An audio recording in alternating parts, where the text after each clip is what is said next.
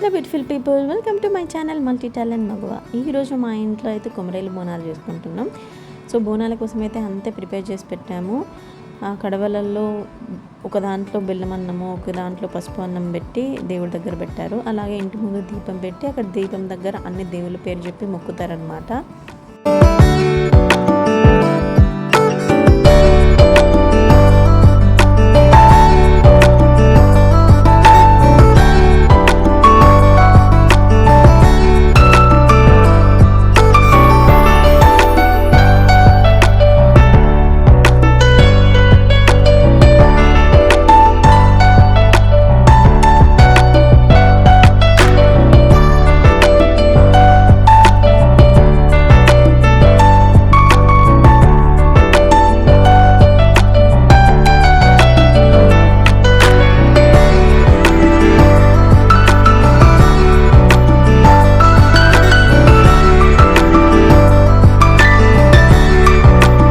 ఇలా బయట దేవుడి దగ్గర మొక్కిన తర్వాత మళ్ళీ లోపలికి వచ్చి ఇక్కడ పసుపు కుంకుమ అక్షంతలు అలాగే దీపం వేస్తారు. ఇక్కడ కూడా అందరూ పసుపు కుంకుమ అవన్నీ వేసి దేవుడి దగ్గర మొక్కుతారనమాట. ఒక్కొక్క దేవుడి పేరు చెప్తూ ఒక్కొక్క దేవుడికి ఒక్కొక్క కొబ్బరికాయను సమర్పిస్తారు.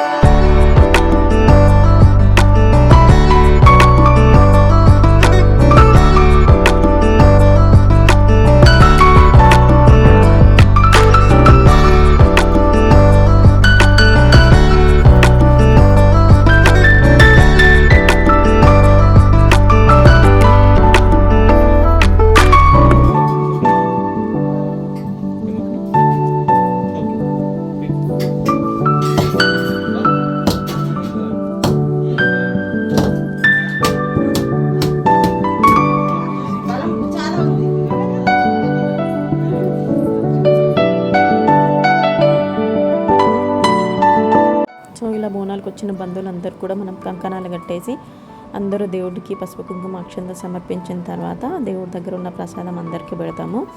బోనాలు కూడా శివరాత్రి లోపలే చేసుకుంటారు. అది ముఖ్యంగా బుధవారం అలాగే ఆదివారం చేసుకుంటారు.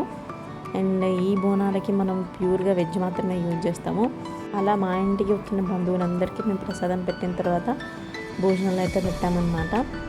ఇలా ఇంట్లో చేసుకున్న తర్వాత తప్పకుండా ఏ రోజైతే ఆ రోజు మనకు వీలైన రోజు కొమరెల్లికి వెళ్ళి మళ్ళీ బోనాలు చేస్తారు. కొమరెల్లికి అలాగే ఐలోనికి కూడా వెళ్తారనమాట.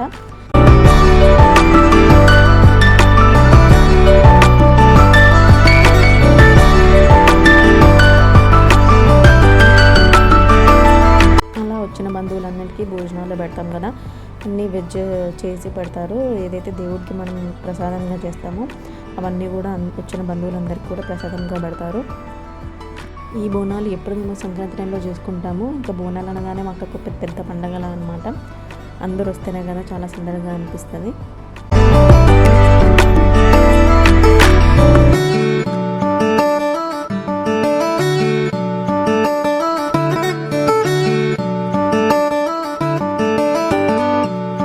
చాలా దూరం ఉన్న మా అన్నయ్య వాళ్ళకు కూడా మేము వీడియో కాల్ చేసి దేవుడిని చూపించామన్నమాట. మా అన్న వాళ్ళ పాప బావ కోసం ఇప్పుడు పాట నేర్చుకుంది, అందుకే పాట పాడి వినిపిస్తుంది, వినండి.